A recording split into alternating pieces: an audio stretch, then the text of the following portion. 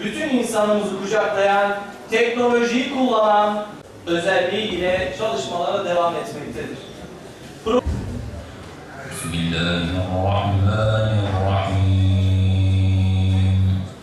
İnnellezîne yubâyi'ûneke innemâ yubâyi'ûnallâh.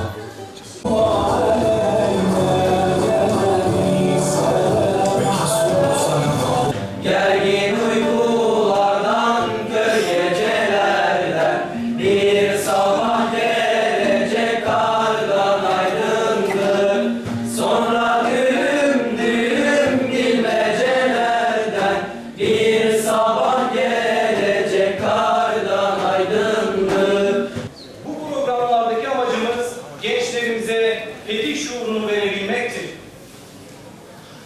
Fetih, kalpleri Allah'a açmaktır. Ve birilerinin dediği gibi işgal, yağma ya da talan değildir. Fetih, aklın hurafeden kurtulup hakikate açılmasıdır. Fetih, yönetimin zulümden kurtulup adalete açılmasıdır. Fetih, tabiatın yağma ve talandan kurtulup yaşamın devamına açılmasıdır. Diğer taraftan biz, eğlence adı altında tüm dünya halklarına çirkinliklerin ve kötülüklerin dayatılmasına karşı tavır almanın gerekliliğine ve doğruluğuna inanıyoruz.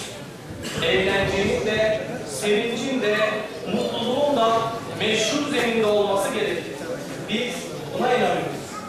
Gençlik isterim, imanda yürüyen gençlik isterim, tarihe şan veren gençlik isterim, hakkı üstün tutan bir gençlik isterim.